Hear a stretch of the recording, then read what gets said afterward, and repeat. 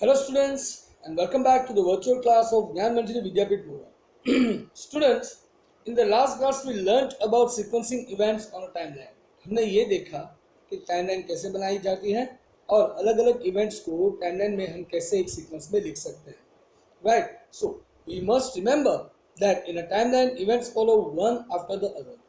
ये हमें ज़रूर से याद रखना है कि टाइमलाइन के अंदर एक के बाद एक इवेंट आएगा, यानी कि जो इवेंट सबसे पहले हुआ था वो सबसे पहले आएगा, उसके बाद वाला, फिर उसके बाद वाला, फिर उसके बाद वाला. That is how we are going to put all the events in the sequence, or else you can say that we have to put all the events in an order.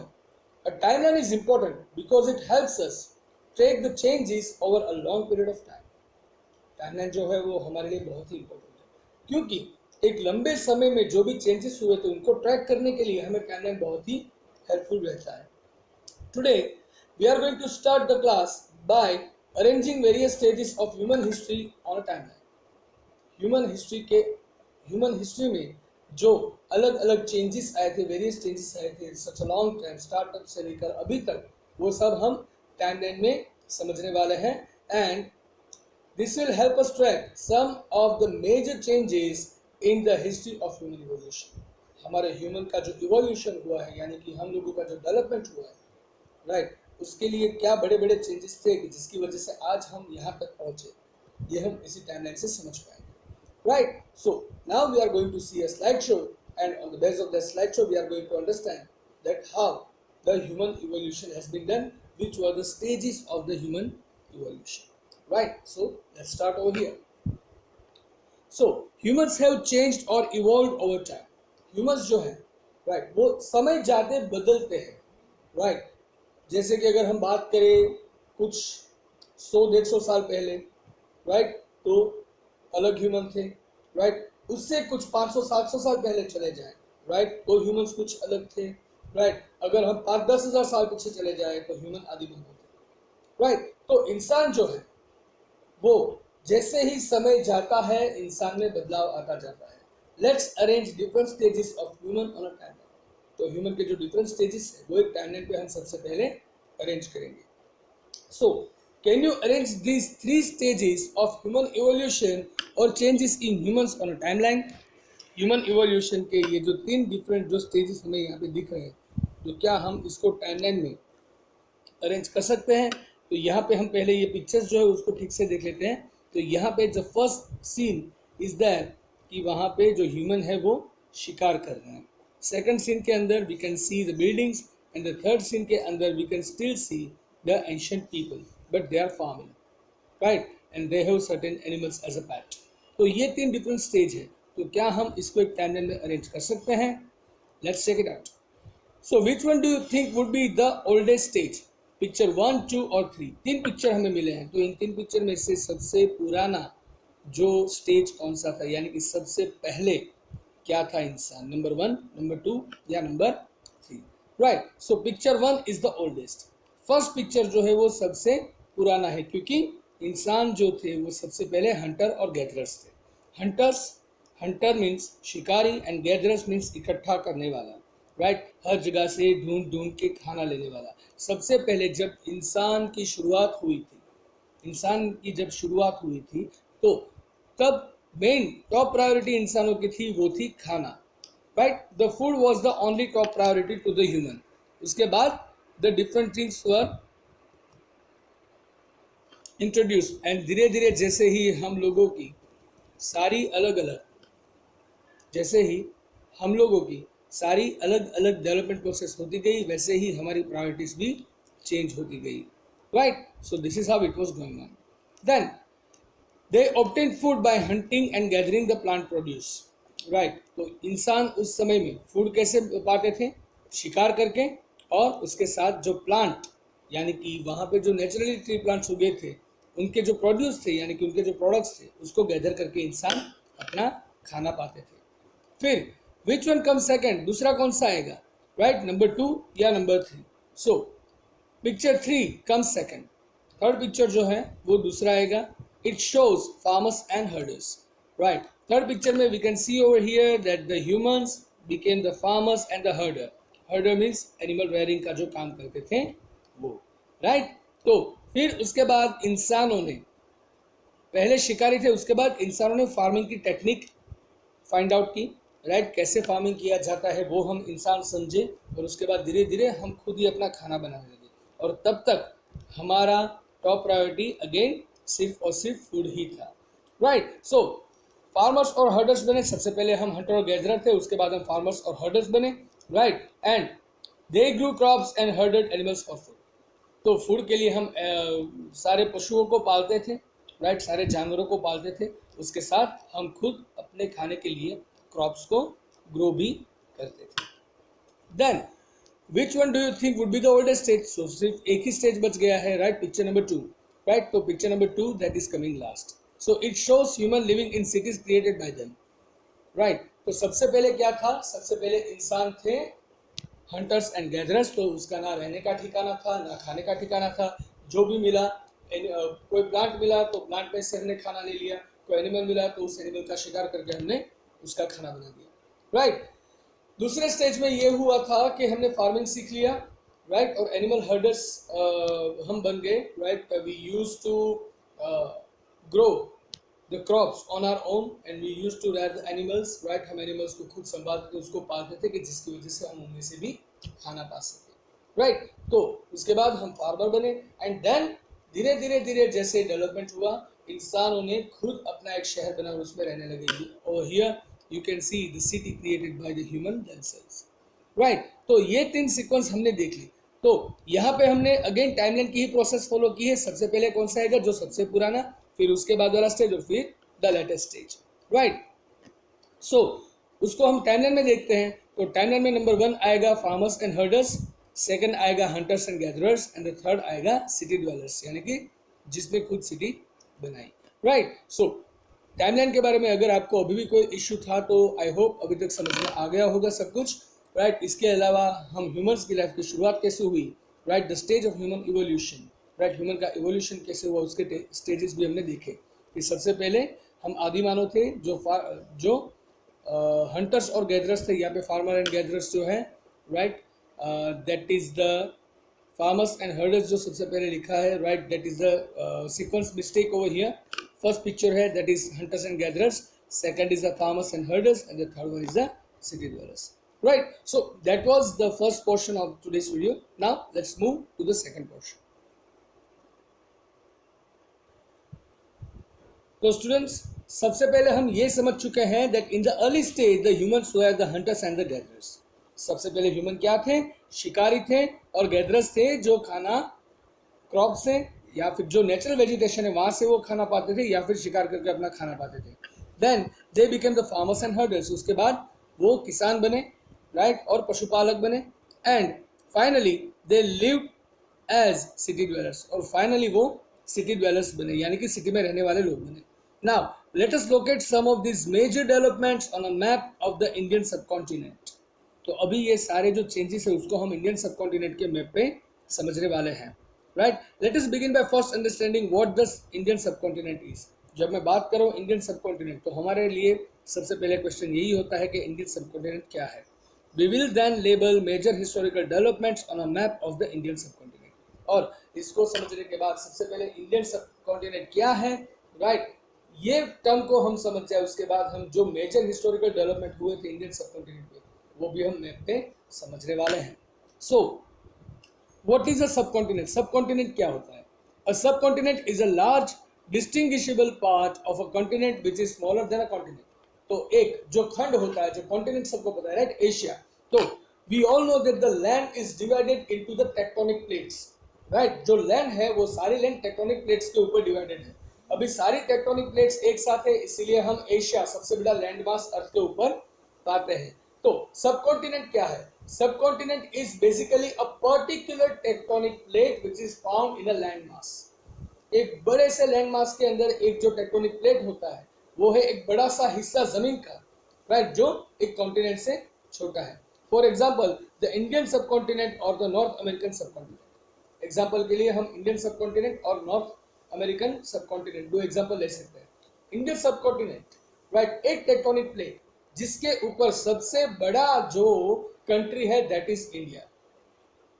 एक सब कॉन्टिनेंट यानी कि एक tectonic plate के जिसके ऊपर सबसे बड़ा नेशन है इंडिया, इसीलिए इस पूरे जो लैंड मास है ये जो पूरा हमारा टेक्टोनिक प्लेट है उसको इंडियन सब कॉन्टिनेंट नाम दिया गया है। So what is the Indian subcontinent? तो इंडियन सब कॉन्टिनेंट क्या है? The Indian subcontinent is usually a term associated with the geographic region surrounded by the Indian Ocean. Indian Ocean से घिरा हुआ जो हमारा जियोग्राफिक रीजन है, जो एक लैंड मास है, उसे हम इंडियन सब कॉन्टिनेंट कहते हैं। It includes Bangladesh, Bhutan, India, Maldives, Nepal, Pakistan, Sri Lanka. इसके अंदर बांग्लादेश, भूटान, इंडिया, मालदीव्स, नेपाल, पाकिस्तान और श्रीलंका इतने देशों का इसके अंदर समावेश होता है। राइट, ये सारे देश इसके अंदर इंक्लूड होते हैं और उनमें सबसे बड़ा कंट्री कौन सा है? It is India. That's why it is given the name the Indian subcontinent. Right, Indian ocean, for the kind of information I would like to tell you that Indian Ocean is also named after our country India only. हमारे देश का सबसे बड़ा हिस्सा Indian ocean में अगर सबसे बड़ा किसी देश का हिस्सा आता है तो that is India. That's why it is known as the Indian Ocean. Right, so Indian subcontinent जो है वो एक टेक्टोनिक प्लेट है जिसके ऊपर कुछ कंट्रीज हैं। वो कंट्रीज है बांग्लादेश, भूटान, इंडिया, मालदीव्स, नेपाल, पाकिस्तान, श्रीलंका। राइट, तो ये एक पर्टिकुलर टेक्टोनिक प्लेट पे ये जो सारे देश है उसके समूह को हम कहेंगे Indian subcontinent. Right, so locating the developments in this Indian subcontinent. Indian subcontinent के ऊपर ये सारे जो डेवलपमेंट्स है उसको अभी हम लोकेट करने वाले हैं। राइट, अगर आपके पास एनसीईआरटी बुक है तो आप उसका पेज 2 खोल सकते हो। राइट, अगर नहीं है then don't worry. Right, at first you can see over here it's a Narmada river. Right, तो सबसे पहले नर्मदा रिवर है। राइट, इसके बाद अगर हम आगे देखें तो can you gas the states through which the Narmada river flows? क्या आप उस स्टेट्स को गैस कर सकते हो कि कहां से नर्मदा रिवर फ्लो होती है? Right, so basically we can say the Narmada flows from, we can say the Gujarat as well as the Madhya Pradesh. Right, ये दो मेन स्टेट है जहां से नर्मदा रिवर फ्लो होती है। इसके साथ महाराष्ट्र का भी छोटा सा हिस्सा आता है। So basically the Narmada river flows through Gujarat, Maharashtra and Madhya Pradesh. Right. So the earliest hunter-gatherers lived along the banks of this river. Can you guess why? जो सबसे पहले हंटर्स और गैदरर्स थे वो इस नदी के आसपास ज्यादा रहते थे। आपको पता है क्यों? क्या आप कह सकते हो क्यों? क्योंकि rivers were the source of water for the earliest humans.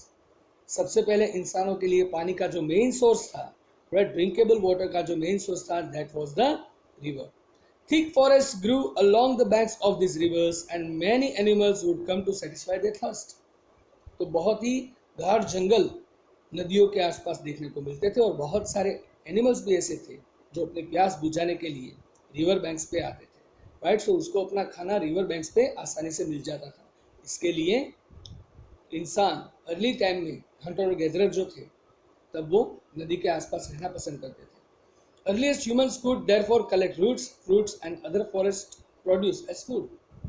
तो अर्लीस्ट ह्यूमन जो थे, राइट, वो क्या क्या कलेक्ट करते थे? रूट्स, फिर फ्रूट्स और अदर फॉरेस्ट प्रोड्यूस, कि जिसको वो फूड के हिसाब से यूज कर सके। They could also Hunt animals, और वहाँ पे वो एनिमल्स को हंट भी करते थे। राइट, उसके बाद अगेन सुलेमान एंड किरथार हिल्स जो हैं वो भी हमें मैप के ऊपर लोकेट करना है। राइट, तो in which direction of the Indian subcontinent are this located? Right, तो ये जो दोनों हिल्स हमने अभी देखी, सुलेमान और किरथार, तो ये दोनों हिल्स जो हैं वो कहाँ पे हैं? इंडिया के नॉर्थ वेस्ट साइड में। कौन से पार्ट में है? इंडिया के नॉर्थ वेस्ट साइड में ये दोनों हिल्स पाई जाती हैं। Suleiman and Kirthar hills are located to the northwest of the Indian subcontinent. Indian subcontinent के नॉर्थ वेस्ट में ये दोनों हिल्स पाई जाती हैं। Early humans grew some of the first crops like wheat and barley here around 8000 years ago. सबसे पहले इंसानों ने अपने पहले क्रॉप्स उगाए थे वहां पे जो थे गेहूं और बाजरा। Right, the wheat and the barley. Right, और कब? तकरीबन आज से 8000 साल पहले। राइट, उसके बाद हमें गैरो हिल्स और विंध्यास को भी मैप पे लोकेट करना है। सो यहाँ पे हम देख सकते हैं that the Vindhya are found near by Gujarat and the Garo hills are in the east side of India.